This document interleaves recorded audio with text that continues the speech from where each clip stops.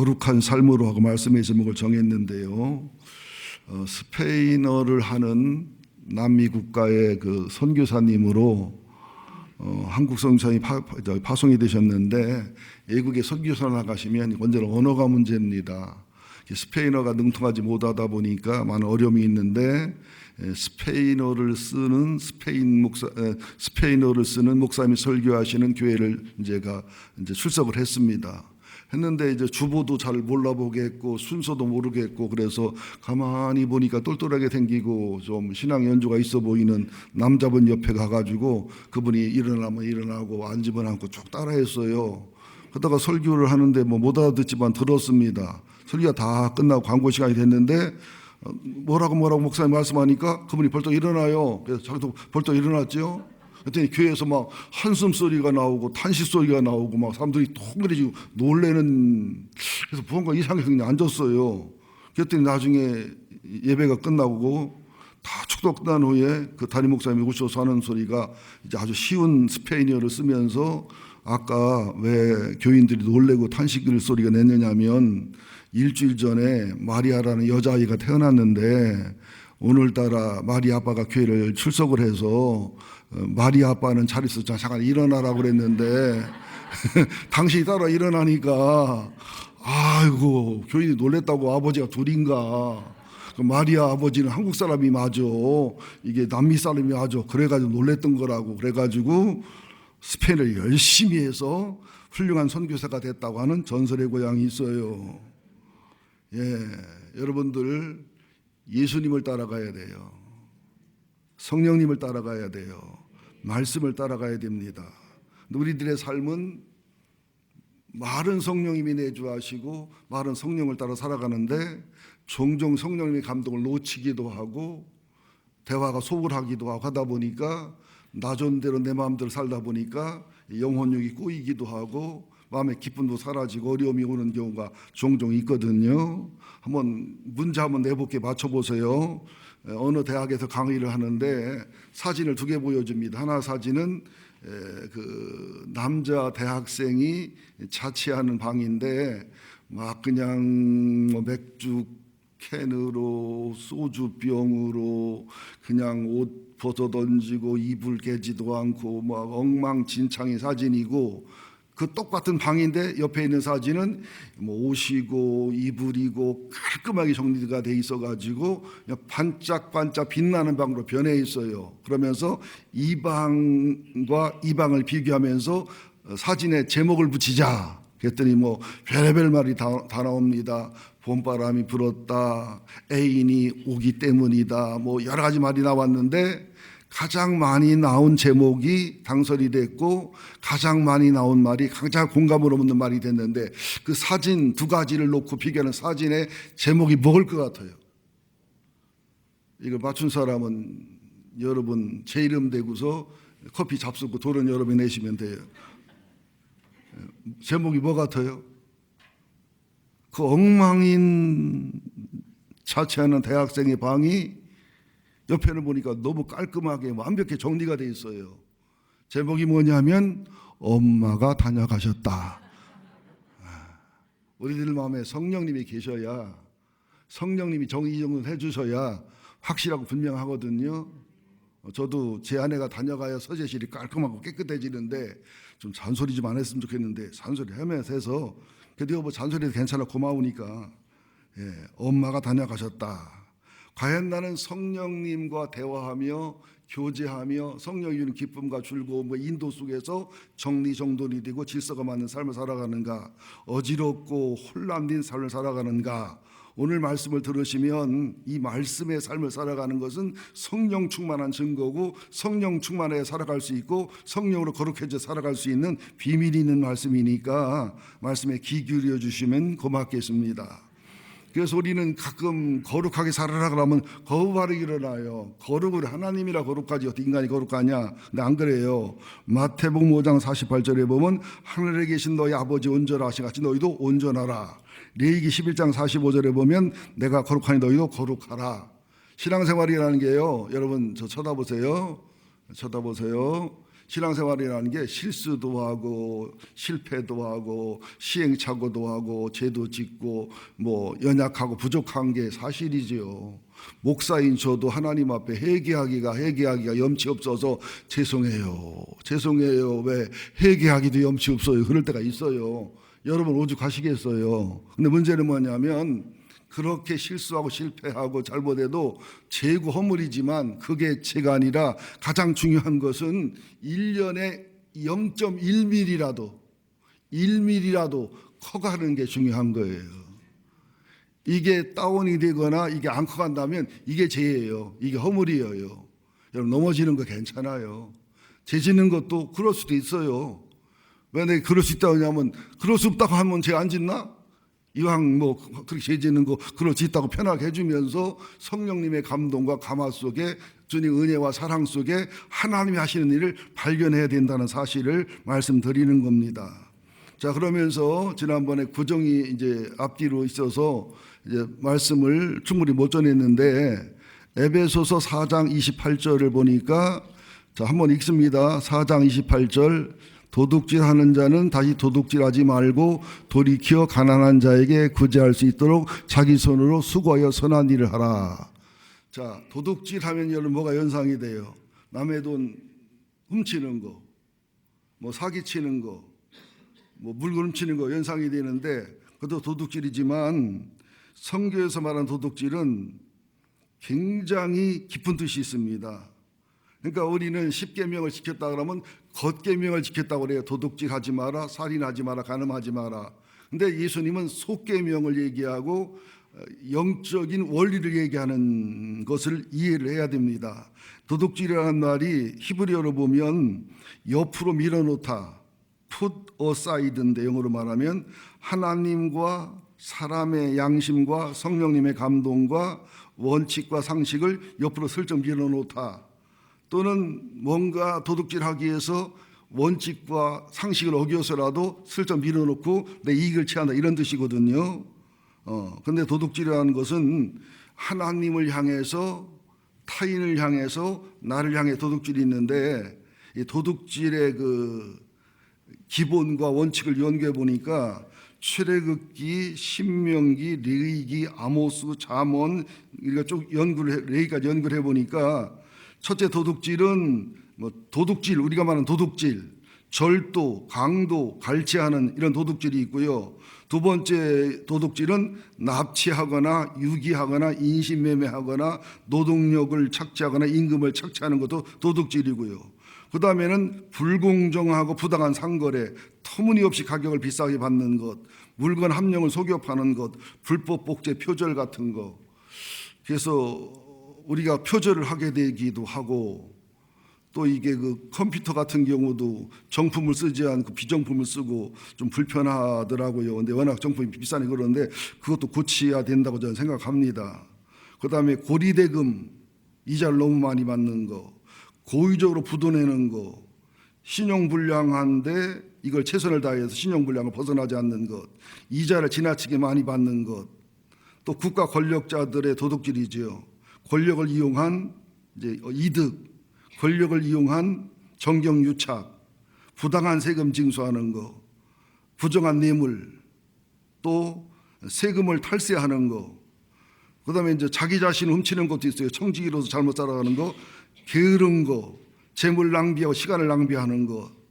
또 하나님의 훔치는 것이 있는데 하나님이 날도둑놈이라는 게 있어요. 날도둑놈. 도둑질을 못 뛴 도둑놈을 날도둑놈 그러는데 우리는 다른 날이 아니라 주일날을 도둑질하는 것도 도둑질이다.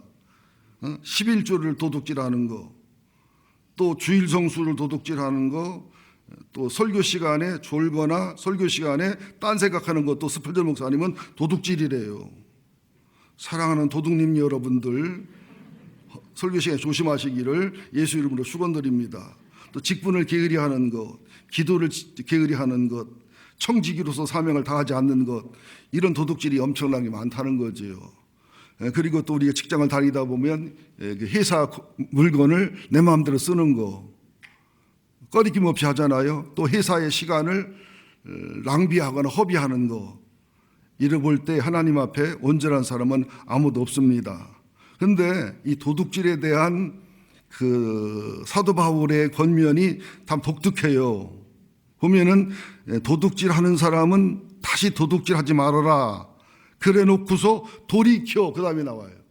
우리 생각에는 도둑질하는 자는 돌이켜 다시 도둑질하지 말고 이렇게 해야 원칙이잖아요. 맞잖아요. 그런데 도둑질하는 자는 도둑질하지 말고 당연하고 그러면서 돌이켜 가난한 자에게 구제할 수 있도록 자기 손으로 수고하여 선한 일을 하라. 그러니까 도둑질을 하다가 안 하는 걸로 끝나지 말고 이제는 자기 손으로 일을 해서 선한 일을 해서 구제하는 사람까지 변화되는 게 거룩이다는 거예요. 예. 근데 이게 왜 문제가 되냐면 우리 아들 같은 경우도 보면은 대학 다닐 때 제가 준 학비 가지고 제가 준 용돈 가지고 그게 남을 도와주고 남을 섬기고 그래서 야 네가 벌어서 구제해 뭐 네가 벌어서 남 도와줘 그러고서 돈 없다 손 벌리면은 네가 구제했냐 내가 구제했냐 이건 아닌 것 같다. 한 번은 뭐 수원역에서 내렸는데 너무 불쌍한 아줌마가 앉아 있어가지고 주머니 2만 원이 있더래. 그래서 1만 원 주고 1만 원 갖고 택시 타고 오면 되잖아. 2만 원 주고서 2시간인가 걸려 걸어왔대야. 이걸 오지랖이라 오지랖. 오지랖이 뭐냐면 좋은 뜻이에요. 이게 앞에 저기 뭐죠? 그 앞에 치는 걸 뭐라고 그래요? 앞에 치는 거. 큰 앞치마를 쳐가지고서 동네 애들을 다 품고 앉는 거, 이웃집 술 채가지고 들어오다 아내한테 쫓겨난 남자까지 품어주는 거, 이게 오지랖이래. 오지랖 너무 넓어도 안 되고요. 또 빚을 갚지 않으면서 구제하는 거, 또 탈세하면서 그 돈으로 구제하는 거, 11조 헌금이나 하나님에 대해 드릴 헌금을 하지 않고 그 돈으로 자기 마음대로 구제하는 것도 하나님 앞엔 도둑질이래요. 예를 들어 말하면 내가 S대학을 다니는데 S대학 학비를 안 나고 S대학에 낼 학비를 K대학에 낸다라든지 내 마음대로 쓰면 안 되잖아요. 이게 하나님 앞에 11조는 천국 시민의 일종의 세금이거든요. 그 다음에 탈세하거나 악하게 벌거나 마약을 장사하거나 술 장사하거나 이래서 구제하는 것도 하나님 앞에는 어떻게 보면 도둑질의 종류고 합당치 않은 구제다. 그래서 돌이켜 구제를 하더라도 자기 손으로 수고해서 선한 일로 수고해서 선하게 구제하는 그런 삶을 살아가라. 이렇게 말씀하는 거예요. 하나님이 까닭스러워 보이지만 이게 진리고 원칙이라 이렇게 말씀을 드리는 거거든요. 자, 그래서 유대인들은요, 쯔닥하라는 말을 써요. 기부하고 구제를 쯔닥하라라는데 이들은 구제를 훌륭하다고 안 해요. 또 구제를 뭐 칭찬도 안 해요. 왜? 의로움과 정의와 공평이라는 쯔닥하는 당연한 것이기 때문에 하면 정상적인 사람이고 안 하면 나쁜 사람이라는 뜻을 갖습니다. 그래서 그 히브리어의 성경에는 구제란 말이 따로 없지만 히브리어를 연구하고 히브리 성경을 연구하던 성경학자들이 만들어낸 말이 구제라는 쯔닥한데 참 유대인들은 대단합니다. 유대인 공동체에 들어가면 못 사는 사람이 없어요. 망하는 사람이 없어요. 우리나라도 해병대 전우가 있어가지고 LA가 해병대 전우 있고요. 샌프란시스코 해병대 전우 있고요. 해병대 출신들은 도움을 받더라고요. 예. 그래서 그 유대인의 구제를 연구를 해봤더니 필요한 사람을 구제의 대상이 되지 않도록 자존감을 살려주고 그에게 비굴한 마음이 생기지 않도록 돈을 무이자로 빌려주거나 사업을 일으키게 해주거나 일자리를 주거나 해서 아무 자존감이 상하지 않고 아무런 부끄러움 없이 자립하게 해주는 것. 유대인은 100% 이걸 한답니다. 교회 공동체도 이게 돼야 된다고 저는 믿어요. 우리 힘들고 어려울 때는 예수 피보다 사람 피 의지하러 가잖아요. 근데 어떤 목사님은 교회에서는 절대로 돈 꿔주지 말고 꾸지도 마라 그러는데 그건 잘못된 말이에요. 꿔줄 때는 안 받을 맘 먹고 꿔주고 받을 마음이 있으면 꿔주지를 마세요. 그리고 꿔줄 때는 내가 줄 수 있는 것만큼 주고 나머지는 없다고 하시면 되는 거지요. 그런데 이 피를 예수의 피를 나누는 공동체가 형제가 힘들고 어려운데 있으면서도 안 도와주고 있으면서 돈을 하면 시험 든다고 그것은 옳지 않습니다. 우리는 가족 같은 공동체나 가족이 돼야 된다는 사실을 좀 아셨으면 좋겠습니다. 그래서 이 구제할 때도 보면은요 야, 참 유대인들이 괜히 탁월한 게 아니더라고요. 구제법이 8가지가 있어요. 앞서 말씀드린 부분이 있고요. 두 번째는 구제하는 사람과 구제받는 사람이 서로 알지 못하게 하는 거예요. 아주 쉽게 예를 들어 말하면 교회에다 사랑의 쌀을 갖다 놓으면 갖다 놓은 사람이 누군지 가져간 사람이 모르잖아요. 자존감이 상하지 않도록. 저도 굉장히 구제도 많이 해보고 많이 도와줘 봤는데 지금 돌이켜보니까 참 내가 더 지혜롭게 좀 더 사랑으로 상대방 자존감을 못 살리려 했구나 하는 반성과 회개를 하고 저를 돌아봅니다. 또 세 번째는 돕는 자는 누구를 돕는지 알 수도 있지만 도움받는 자는 누구로부터 도움받는지 모르는 경우지요. 이런 경우는 어려운 집에 가서 식량이나 돈이나 필요한 것을 놓고 몰래 오는 경우입니다. 반대로 도움받는 사람은 자기를 돕는 사람이 누군지 알지만 도움을 주는 사람은 누구를 돕는지 알지 못하는 경우죠. 예. 그 다음에 5번째, 도움을 요청하지 않았지만 도움이 필요하다고 생각하는 경우에, 판단되는 경우에 도와주는 걸 말합니다. 도움을 말하기 전에 도와주는 걸 말하는 거죠.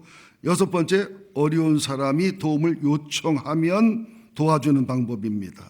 7번째, 자기가 도와줄 수 있는 양이 100인데도 30만 도와주는 그런 마음이 7단계예요. 8단계가 뭐냐? 도울 때 무뚝뚝하게 좀 자존감이 상하게 이게 도와주는. 제 밑에 동생이 목사님한테 구제를 받으면서 상처를 받은 적이 있어요. 저는 그 목사님의 성품과 진심을 알기 때문에 상처를 안 받는데 아우가 자존심이 세고 남한테 받는 걸 힘들어하는 사람이 있잖아요. 저도 남한테 받는 게 힘들어요. 근데 저는 그분의 중심을 아니까 그분이 쌀을 가져왔는데 이제 저랑 아우가 나가서 받고 이렇게 하는데 그분이 그랬어요. 아우가 막 아우 미안해 어쩌냐고 그냥 갖고 들어가 빨리 들어가 그래버렸어요. 그러니까 나는 그분의 성품을 알아요. 남들이 볼까봐 조심스럽다 이런 뜻으로 우리 아들처럼 생각하니까 아들이 막 아들이란다. 내 동생이 화가 나가지고 그 밥을 안 먹더라고요. 그래서 배를 쫄쫄 굴고 남이 사다 먹고 밥을 안 먹고 나는 쌀 잘 먹었어 그냥. 근데 안 그렇더라고요. 남한테 받는 게요 비참할 때가 있어요. 정말 속상할 때가 많아요. 거기까지 배려하는 게 구제의 정신이고 사랑의 정신이다. 이게 왜 아멘을 안 하는가 궁금하네. 구제받기 싫다는 얘기요 구제하기 싫다는 얘기인가. 연구하기가 쉽지 않았는데, 그러니까 우리는 도둑질하지 말고 안 하는 것을 만족하지 말고 하나님을 사랑하는 마음으로 선하게 내 손으로 벌어서 정당하고 지혜롭게 합당한 구제를 해라. 이조시대 고려시대 연계 보면요 남이 알지 못하게 하는 음덕, 남이 알게 하는 양덕, 음덕과 양덕이 쌓인 집안은 이상의 명품 집안이 명문 집안이 유지가 됐고요, 음덕과 양덕이 안 쌓인 집안은 1대 2대 가서 망하더라는 거예요. 기업도 마찬가지입니다. 여러분들 나눔이 있는 사랑의 사람이 되시기를 예수 이름으로 축원드립니다. 그 다음에 이제 성령님을 근심하게 하지 말아라. 제가 한번 지하철을 탔는데 잘생긴 남자인데 모델 같기도 하고 회사원 같은데 미쳤더라고요. 거울을 쳐다보서 뭐라고 했는데 한 5분도 아니야. 한 30분 40분 얘기만 미쳤다. 제대로 미쳤네. 어떻게 거울 보고 저랑 얘기를 하냐 그랬더니 나중에 내릴 때 보니까 이어폰을 꽂고서 스마트폰 전화를 한 거야. 그걸 내가 미쳤다고 봤더니 내가 미쳤지. 우리는 얼마나 성령님하고 대화하고 살아가느냐. 그죠? 하나님 앞에 기도하면서 그분의 음성을 듣고 내 영혼을 정결케 해서 바른 깨달음을 갖느냐. 그걸 좀 돌아보라고 이런 말씀을 좀 드리는 겁니다. 그래서 에베소서 4장 30절 읽어볼까요? 상반절만 시작. 하나님의 성령을 근심하게 하지 말아라. 그까지만. 자, 왜? 성령님은 어떤 것이에요? 인격이에요. 여러분, 성령님은 어떤 것이에요? 인격이에요. 인격이지요. 여러분들 예수님 그러잖아요. 말로 인자를 거역하면 용서받지만 성령을 거역하면 용서를 못 받는다. 그게 무슨 말이에요? 누가 지나가다가 자전거로 내 다리를 치거나 하면은 용납이 되지만 내 인격을 모독하거나 자존심 망가뜨리면 용서가 안 되잖아요. 성령님은 어떤 것이 아니에요. 인격이에요. 잘못하는 분들은 그래요. 막 성령 받아라. 막 성령을 자기가 부려. 성령님 더. 아니 지가 더 하든지 말든지 뭐 성령보다 더 하라고 그래. 그것은 옳지 않습니다. 한국교회 이런 경향이 많은데 성령님은 능력의 성령님이고 진리의 성령님이고 사랑의 성령님이지만 성령님은 예수님이 영으로 오신 분이고 하나님이 영으로 오신 분이에요. 성령님은 예수를 증거하고 예수를 하나님을 증거하고 하나님의 선물은 예수님이고 예수의 선물은 성령님이에요. 잊지 마시기 바랍니다. 예. 그래서 로마서 8장 26절도 보면 성령님이 우리의 연약함을 도우시나니 우리는 마땅히 기도할 바를 알지 못하지만 성령이 말할 수 없는 탄식으로 우리를 위하여 친히 간구하신다. 희노애락이 있다는 거예요. 우리가 죄를 범하거나 잘못 살아갈 때 탄식을 한다는 거예요. 사랑과 영혼이란 영화 안에 몇 번 얘기했는데 한번 보신 분?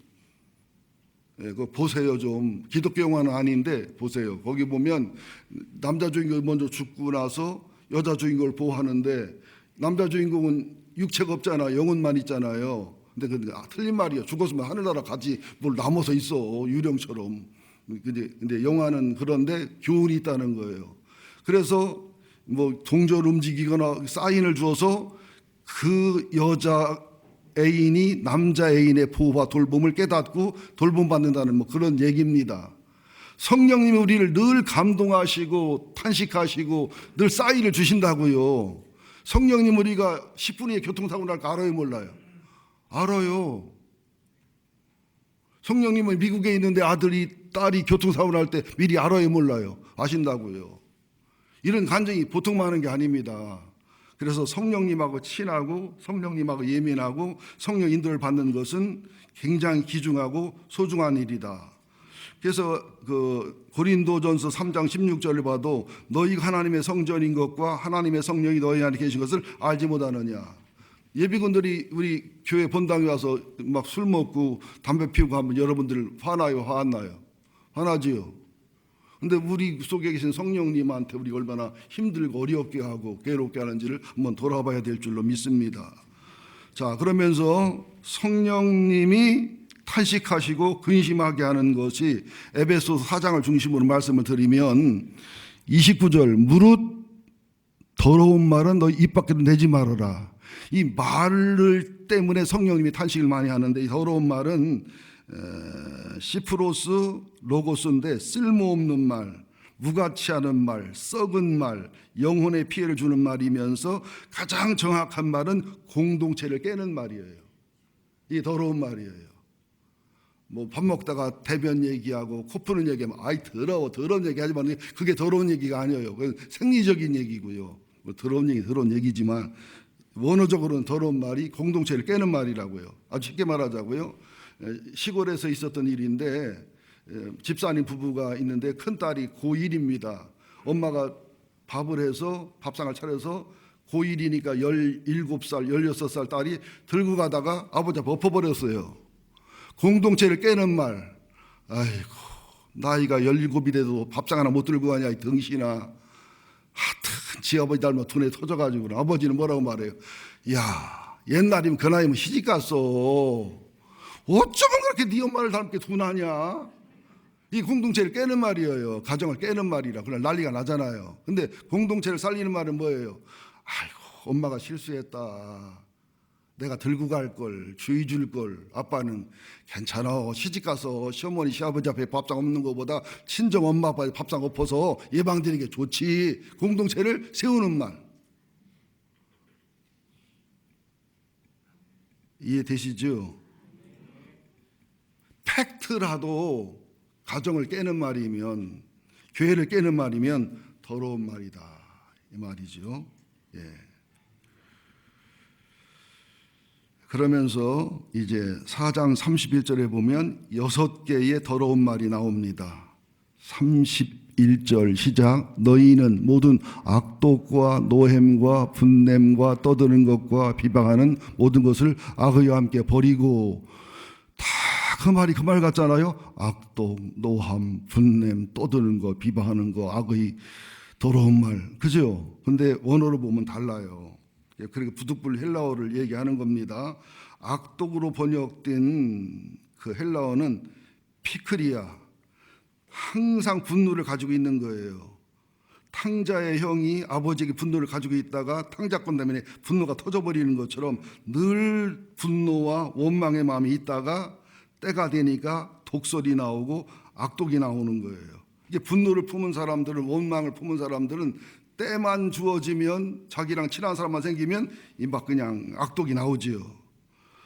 저는 저희 어머니한테 그냥 60평생 들어서 힘들었어요. 만나면 시어머니요, 남편요, 그냥 아주 힘들어가지고 가면 빨리 오니까 너는 내가 싫은가 보다고 왜 이렇게 빨리 가느냐고, 이 개 강아지가 나 좋아하는 거 나 좋아하느냐고 막 그냥 그래가지고, 또 집사람을 개가 물어가지고 개를 던지려다가 차마 어머니 던지려다 못 던지고 오고 막 이런 어려움이 있었어요. 그 다음에 이제 노함이란 말은 디모스인데 격하게 끓어오르는 분노입니다. 그러니까 예수님이 말씀을 바르게 전할 때 화가 나잖아요. 죄가 건드려지니까. 예수님이 귀신들을 돼지떼 속에 집어넣으니까 돼지떼가 바닷속에 들어가 죽으니까 사람 고쳐진 건 문제가 아니지만 돼지떼 손해본 게 화가 나서 낭떠러져서 밀어 죽이려 하는 것을 노함이라고 그래요. 또 분냄은 뭐냐? 오르게라고 하는데 노함과 거의 비슷한데, 노함은 분노를 표출하고 표시하는 거지만 노함은 겉으로 드러나질 않아요. 노함은 겉으로 드러나는 건데 분냄은 속으로 깊이 들어가고 얼굴색도 변하지 않고 말도 하지 않은데 속에 깊이 들어가서 10년 후에, 20년 후에, 30년 후에, 심하면 50년 후에 원한을 갚는 거예요.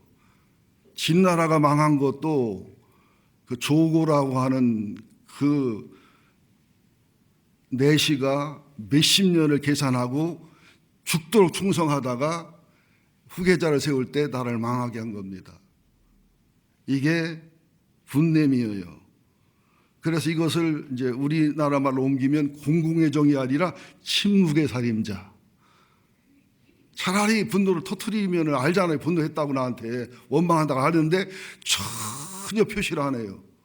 전혀 말을 안 해요. 근데 속으로는 분노와 증오심이 있어가지고 이게 무서운 거다는 것을 좀 아셨으면 좋겠습니다. 그래서 순한 사람 중에 이런 분이 가끔 있는데 11시에 예배 드린 사람은 없어요. 9시에 예배 몇 사람 왔다 갔어요. 네 번째, 떠드는 것, 크라우게 막 큰 소리를 내서 말하는 게 아니라 적대적 감정이나 분노나 이걸 가지고 있다가 이제 때가 되고 기회가 주어지면 악한 말을, 비난의 말을 막 퍼부어대는 거. 그러면 이게 언바로 오줌 누기라 나는 시원하고 좋은데 나중에는요 굉장히 내 영혼에 독이 되고 피해가 되고 손해가 되고, 반드시 알아야 됩니다. 상대방에 대한 부정적인 말은 어떻게 들어가든 상대방에 들어간다는 거예요. 직접 말한 것보다 나쁘게 들어간단 말이죠. 예. 그런데 다섯 번째, 회방하는 것은 블라스페미아인데 욕설이나 조롱하는 말도 되지만 하나님을 모독하는 말, 예수의 복음을 회방하는 말, 주님의 말씀을 회방하는 말, 공동체 사랑을 회방하는 말, 사단은 회방하는 자라는 뜻이거든요. 이게 회방입니다. 마지막으로 악의라는 게 파세카키아인데 5가지를 다 아우르는 쓴뿌리, 독뿌리, 악뿌리, 이것들이 악의라고 그래요. 이런 모든 것들이 더러운 말이면서 이런 모든 것들이 성령님을 근심하게 하고 탄식하게 하고, 이것이 공동체를 해치고 가정을 해치고 남을 해치는 게 아니라 가장 먼저 내 영혼을 해친다는 거예요. 가장 먼저 내 인격을 해친다는 거예요. 여러분들 분노와 증오를 품으면 남을 괴롭히는 게 아니라 내가 괴롭고 내가 망가진다는 거지요. 용서는 가장 많이 남는 장사예요. 용서 하나 품고 있으면 가장 손해보는 게 나고, 용서하면 가장 이익 보는 게 나라는 사실을 아셔야 됩니다. 용서가 쉽지 않지만, 왜 쉽지 않냐면 주님의 용서를 체험하고 십자가의 은혜를 체험하고 주님의 사랑을 체험하면 100억, 1000억을 탕감받았기 때문에 100만 원, 1000만 원 탕감해 용서해 주는 건 쉬워요. 어떻게 말하면 주님의 은혜가 충만하고 주님의 사랑이 충만하고 주님의 십자가와 주님의 은혜와 용서를 체험이 많고 충만한 사람들은 용서가 쉽고 단순한 건데, 그러지 못한 사람들은 노력으로 안 됩니다. 애써서 안 됩니다. 여러분, 성령 충만하시기를, 성령으로 사로잡히시기를 예수 이름으로 축원드립니다. 성령의 술에 취하고 말씀의 술에 취하고 주님의 포도주에 취해야 이걸 이길 수 있다는 말이죠. 예, 우리들 속에 이거 참 해결할 점이 많습니다. 저는 제가 존경하는 이동원 목사님이 은퇴하시면서 5가지를 회개하시고 5가지를 감사하셨는데 참 저도 공감되는 말씀이더라고요. 목양을 하면서 소외되고 연약한 성도들이나 가난한 성도들이나 상처 입은 성도들을 잘 돌보고 섬기려고 했지만 실제로 시간을 낼 수가 없고 너무 분주하고 바빠서 그들과 상담도 못 해주고 대화도 못 해주고 그들의 눈물과 아픔에 동참과 공감을 못 해준 것을 회개한다. 이것도 일종의 도둑질이거든요. 목회자로서 이렇게 안 하는 건. 우리 교회에서도 제일 큰 그 도둑놈이 저 같다는 마음이 들어요. 이 큰 도둑놈이 회개할 수 있도록 여러분 기도를 많이 부탁드립니다. 아멘을 크게 하면 안 돼요. 이렇게 했다고 아멘 하면 안 돼요. 나는 속으로 너는 도둑놈 아닌가 그 마음 들거든요. 저도 아직도 덜 회개해서 어쩌란 말이요. 어쩌 그냥 듣고 있으란 말이요. 그 다음에 특별히 말씀으로 바르게 살 수 있도록 예언적 설교를 하고 책망의 설교를 해야 되는데 교회에 부유한 기득권층이나 권세 있는 사람들이 상처 입고 교회를 옮길까 봐 무서워서 예언적인 설교나 선지자 설교를 제대로 못한 것을 후회하고 참여한다. 그 다음에는 이제 마지막 5번째가 의도하지 않았지만 목회하는 동안에 나 자신의 부주의한 말과 경솔한 행동과 경솔한 판단으로 성도를 섭섭하게도 하고 상처를 주고 부족했던 일을 참여한다. 목사는 말을 많이 하다 보니까 실수가 있어요.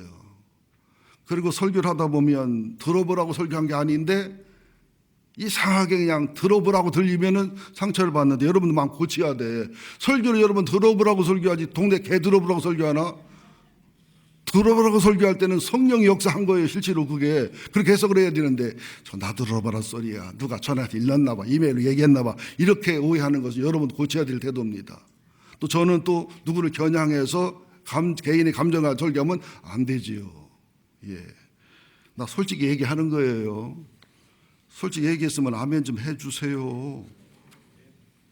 그래요. 아멘 안 해도 괜찮아요. 내가 아멘을 못하게 설교하더라고요. 보니까 내가 재미난 얘기 하나 해주려고 하는데요. 여러분은 이런 사람 되지 마세요. 이제 70이 먹은 목사님이 이제 은퇴를 앞두셨는데 은퇴 몇 달 전에 이제 지병으로 암으로 돌아가시는데 그렇게 교회는 열심히나 헌금을 많이 하는데 아주 탈세도 많이 하고 아주 악독하고 소문난 은행가 집사를 하나 불렀어요. 그리고 돈도 많이 벌고 헌금도 많이 하고 구제도 많이 하는데 아주 악독한 비즈니스맨을 하나 불렀어요. 그리고서 두 사람에게 함께 손잡고 기도하자고 그러면서 하는 말이 나도 예수님처럼 죽고 싶어서 두 사람을 불렀네. 한번 생각해 보세요. 예수님이 어떻게 죽으셨어요?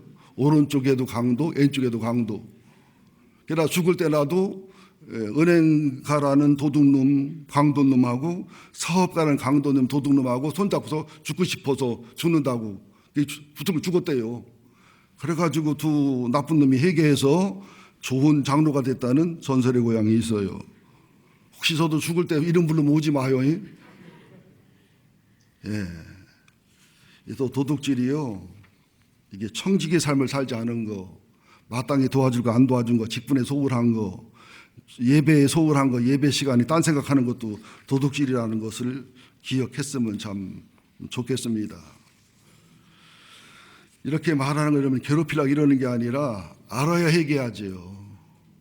알아야 주님의 은혜와 사랑을 깨닫지요.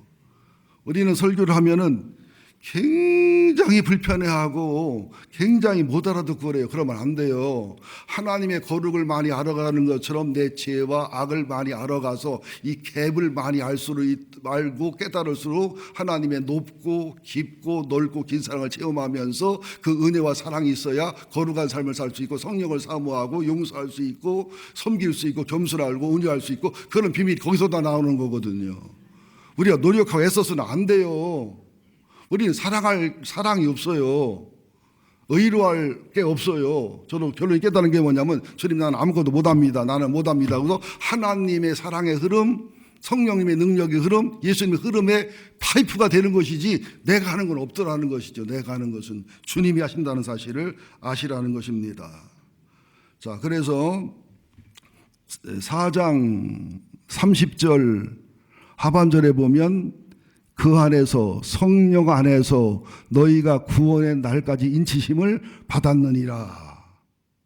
인치심을 받았다는 게 뭐냐면 인치심이 스포라기조인데 내 거라고 도장을 찍었다, 사인했다, 짐승으로 말하면 인을 찍었다, 내가 책임진다 이런 뜻인데요. 이렇게 성령님 안에 있고 성령이 내 안에 있는 성령 인친 사람들은 성령을 기쁘시게 하는 삶은 당연히 살아야 되겠지요. 그래서 에베소서 4장 29절 하반절에 보면은 상반절은 성령을 근심하게 하는 말, 하반절이 성령님을 기쁘게 하는 말인데 오직 덕을 세우는데 소용되는 대로 선한 말을 하여. 그러니까 더러운 말은 교회나 가정의 공동체를 깨는 말이고 덕을 세우는 말은 교회나 가정이나 공동체를 세우는 말이 덕스러운 말이요 선한 말이라는 것을 아시라는 것이죠. 교회는 예수의 피로 맺어진 주님의 몸이라는 것을 기억하시면 우리가 이 부분을 조심스럽게 지혜롭게 접근할 수 있다고 봅니다. 바른 말이라고 다 바른 말이 아니고 팩트라고 다 팩트가 아니거든요. 공동체를 살리는 말인가 죽이는 말인가. 로마서 8장에도 보면 너희는 15절이죠. 무소하는 종의 영을 받지 않고 양자 영을 받았다. 우리가 아빠 아버지라 부르짖는다. 성령이 친히 우리 영으로 더불어 우리가 하나님의 자녀인 것을 증거하신다. 이게 하나님이 인치고 하나님 책임지는 사람들이기 때문에 하나님 아버지를 기쁘게 해야 된다는 거죠. 또 로마서 8장 29절에도 보면 하나님 미리 하신 자들을 또한 하나님 아들의 형상을 본받게 하기 위하여 미리 정하셨고 그로 많은 형제 중에 맏아들이 되게 하려 하심이라. 또 미리 정하신 그들을 또한 부르시고 부르신 그들을 또한 의롭다 하시고 의롭다 하신 그들을 영원하게 하셨느니라. 그러니까 우리들을 불러서 칭의를 주시고 성결과 성화와 거룩을 이루어서 하나님의 거룩한 삶 속에서 성령 충만한 삶 속에서 자유와 기쁨을 누리고 하나님 앞 후회 없는 삶으로 우리를 거룩하게 하나님의 사람으로 빚어가기를 원하시고 기뻐하시는 하나님이다. 그런 말씀이죠. 그러면서 32절에 보면 성령님이 기뻐하시는 삶의 태도가 32절에 정확하게 나옵니다. 32절이자 서로 친절하게 하며 불쌍히 여기며 서로 용서하기를 하나님이 그리스도 안에서 너희를 용서하신 같이 하라. 우리가 성령의 충만함이나 성령을 기쁘시게 하는 삶을 살아가면은 반드시 영혼의 변화와 정신과만 변화가 있기 때문에 옛날 성경에 보면 친절이란 말을 인자란 말, 인자. 강인자 장로를 말하는 게 아니에요. 정말로 영혼과 가슴에 우러나는 친절을 말해요. 우러나는 인자함을 말합니다. 가끔 뭐 124에서 이게 이제 뭐 전화번호 물어볼 때 아니면 어느 뭐 보험회사에서 통화할 때 고객님 사랑합니다. 그러면 나는 그래요. 당신 나 언제 봤다고 사랑해? 하고 싶지만 못했어요. 엘리베이터를 타면 올라갑니다. 내려갑니다. 기계적 친절 아니에요. 그런 게 아니고 정말 하나님의 은혜가 있고 성령 충만함이 있고 하나님의 사랑이 가슴에 있기 때문에 친절하고 부드럽고 사랑스럽고 이런 거란 말이죠. 손자 손녀가 오면 할머니 할아버지들 얼마나 친절하고 부드럽습니까? 저도 기억나요. 애가 집에 가면 애할머니가 막 상환이 왔냐고 그러고 몰래 숨겨뒀던 꽃감 빼주고 숨겨뒀던 그 홍시감 빼주고 그럼 지금도 할머니가 반가워하고 잡아준 그 모습 우리는 다 친절하기를 원합니다. 이따가 예배 끝나고 제가 악수 안 하면은 제가 안 하는 게 난 하고 싶어요.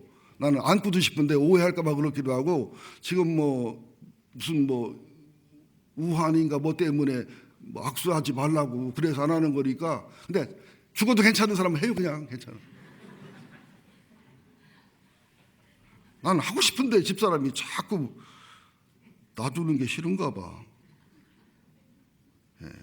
친절한 거, 부드러운 거, 아주 적극적으로 환영하는 거, 아주 쉽게 말하면 사랑하는 여인을 처음 만났을 때 친절한 거, 사랑하는 손자 손녀에게 친절한 거 이런 태도를 말하는 거고요. 이게 애적인 부분이고 내적으로는 불쌍히 여기는 마음, 긍휼의 마음을 이게 성령 충만한 성령 기쁘시게 하는 마음인데요. 친정 엄마들이 시집간 딸을 긍휼히 여기고 불쌍히 여기는 마음이 긍휼이 가장 가깝습니다. 창작 움직이는 마음 이런 뜻이거든요. 근데 시어머니 중에서 며느리를 긍휼히 여긴다 이런 분들은 성화된 분들입니다. 잘 안 돼요 이게. 시어머니는 눈이 율법의 눈이고 친정엄마는 복음의 눈이기 때문에 이게 안 되고요. 며느리들이나 시어머니도 며느리나 딸들도 어쩔 수 없이 이게 친정에 가면 복음 안에 자유를 누리고 시댁에 오면 아무리 편하게 해줘도 율법 속에 긴장을 누린다는 거죠.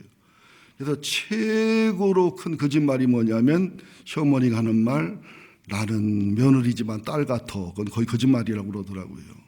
또 며느리가 하는 거짓말은 뭐냐면 어머니 아버님 더 있다 가시지, 이렇게 빨리 가시면 섭섭하지요. 이게 거짓말에 거의 가깝다고 그러더라고요. 근데 우리 사위하고 며느리는 그래도 순하고 착해도 괜찮은데 그래도 피가 안 섞여서 그런가 거리감이 있어. 난 안 그러려고 하는데 그 새끼들이 그러더라고. 이렇게 아무리 그래도 안 되더라고 그게. 그 다음에는 이제 주님이 날 용서한 것처럼 용서하라. 기준이 뭐냐면 하나님의 용서, 예수님의 용서. 우리가 이걸 깨달아야 돼요. 주님이 날 하루도 수백 번을 용서하신다는 거, 수천 번을 용서하신다는 거. 일세 용서가 얼마나 많고 놀랍습니까? 그래서 주님의 사랑이 넓고 높고 깊고 긴 것을 체험하면 이게 용서의 폭이 넓어진다는 거지요. 그런 용서를 하라는 거예요. 근데 용서하려면은 보니까 비결이 있더라고요. 내가 하나님께 용서받고 은혜를 누린 것을 알고 누릴 때, 내가 100억을 탕감받았는데 누구한테 100만 원 탕감해주기 쉽잖아요. 그 다음에는 용서는 권리 포기를 해야 되겠더라고요. 내가 언제 허락 안 하냐 그랬더니 담임 목사 일을 뭘 하는 거예요? 이 마음이 들 때. 또 내가 자기를 위해서 어떻게 내가 목회를 하고 어떻게 기도해 줬는데 인사도 없이 그냥 다른 길을 가버리나, 발병이나 나라 하는 마음이 들라고 하는데 발병 나라 기도는 안 해요. 그럴 때 권리를 포기할 때, 또 내가 희생하고 수고한 것을 몰라주거나 배반할 때도 그걸 포기할 때 이게 용서가 되지요. 이걸 포기를 안 하면 굉장히 사랑할수록 용서를 안 되더라고요. 더 화가 나더라고요. 그러다 보면 우리 목회자들의 책으로 많이 짓는 죄가 뭐냐면 침묵의 살인자 모두. 절대 현역이 섭섭하다고는 안 해. 얼굴색도 안 변해. 그런데 목사들 속에는 많은 분노와 화가 쌓여 있더라고요. 교인들도 이게 지금은 몰라. 나 떠난 다음에 들려오는 뒷소리를 들려야 침묵의 살인자가 드러나지, 지금은 침묵의 살인자인지 침묵의 친구인지 몰라. 투표도 몰라. 그러나 이것은 나를 괴롭히는 것이기 때문에 정말로 우리가 성령을 기쁘시게 하고 행복하게 하기 원한다면 정말로 더러운 말을 입 밖으로 내지 말아야 되는 삶을 살아가야 되며, 덕을 세우는데 소용되는 선한 말을 해야 되며, 친절하고 불쌍히 여기고 용서와 긍휼과 자비의 마음을 가져야 되겠다는 사실이죠. 파인애플 얘기, 발음이 현찮아서 죄송합니다만 파인애플 이야기라는 조그만 책이 있는데 거기 보면 어느 선교사님이 선교지에 가서 파인애플이 너무너무 먹고 싶어서 선교부부한테 얘기해서 100그루를 갖다가 원주민들을 시켜서 파인애플을 심었어요. 3년 만에 파인애플 열매가 보통 맺거든요. 3년이 돼가서 입맛을 다셔가면서 이제 파인애플 먹을 거라고 알고 갔더니 이게 웬일이에요. 원주민이 다 캐가버렸어. 그리고 그냥 익지도 않고도 먹어버리고 너무너무 화가 나 따졌더니 그러더래요. 아니 심은 사람이 임자요. 우리나라에서는요 도둑이란 개념이 없는 거예요. 그래서 내가 돈 주고 심었지 않냐, 내 빤에 파인애플을 돈 주고 심었는데 이게 무슨 짓이냐 그랬더니 원래 돈은 당신이 줬지만 치킨 내가 심었길 내 거라니까. 너무나 화가 나가지고 선교사님이 막 그냥 의료센터도 철거해버리고 말이죠, 도움도 철거해버리고 막 싸움이 나가지고 나중에는 막 선교가 엉망이 됐어요. 근데 이제 본국에 가서 안식년을 갖고 설교를 듣다 보니까 권리 포기, 희생 포기, 와, 하나님을 포기한 것처럼, 예수가 예수를 포기한 것처럼 이게 사랑이로구나. 그 다음에는 그냥 파인애플을 탁 심고서 따다 먹어라 그랬대요. 마음껏 먹어라. 뭐 내 거지 하나님 거지. 그랬더니 덜 따다 먹더래. 그걸 따다 먹고서 찾아와 인사하고 뭐 하는데 그랬대요. 나는 이게 내 게 아니고 하나님 거기 때문에 마음대로 먹으랬더니 아이고 선교사님 하나님 거면 안 돼요. 다시 선교사님 거라고 찾아오세요. 왜냐하고 그랬더니 우리 동네 풍속은, 우리 동네 문화는요 하나님 거 먹으면 저주받아요. 어쩐지 우리 집 돼지가 자주 죽더라니, 이 동네 애가 안 생기다니. 그래가지고 뽀뽀간 파인애플 나무 다 갖다 심어놓고 과일 다 가지고 오서요 잔치가 벌어졌대요. 그리고 나서 선교가 폭발적으로 이루어졌다는 거예요. 우리가 상식과 원칙과 나는 꺼리낌 없이 바르겠다, 이게 사랑과 용서가 아니라는 거예요. 정말로 하나님처럼 권리를 포기하고 예수님 권리를 포기하고 품고 사랑할 때 성령이 일한다는 것이지요. 미련해 보이죠. 이해가 안 가지만, 계산에 안 맞지만, 근데 이게 저도 됐다 안 됐다 하거든요. 아무쪼록 그런 거룩한 삶을 살아가시는 여러분 되기를 예수 이름으로 축원드립니다. 제가 할 말이 참 많고 원고가 남았는데 더하면 여러분이 안 될 것 같기도 하고, 벌써 15분이라 얼굴색이 변하는 사람도 있고, 오늘 방문한 분 중에 지금 끝내면 등록하지만 조금 더 하면 등록 안 한다, 이런 분도 몇 사람 보여가지고 그래 겁나가지고 더는 못 하겠어요. 자, 기도하겠습니다. 하나님, 오늘도 두서없이 둔한 입술로 말씀을 전했습니다.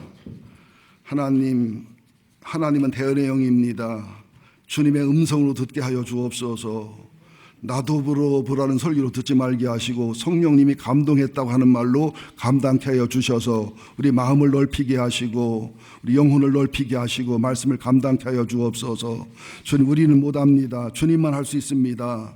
성령님 충만함으로 저희를 도와주시옵소서. 성령님 충만함으로 십자가와 주님의 사랑과 은혜와 용서를 충분히 누리는 가운데 넓고 깊고 넓고 긴 주님의 사랑과 이 수용력 포용력으로 거룩한 삶을 살 수 있도록 이끌어 인도해 주셔서 거기서 주님과 동행과 주님과 언약과 주님과 비전을 찾아 멋진 인생 살게 하여 주옵소서. 예수님의 이름으로 기도합니다. 아멘.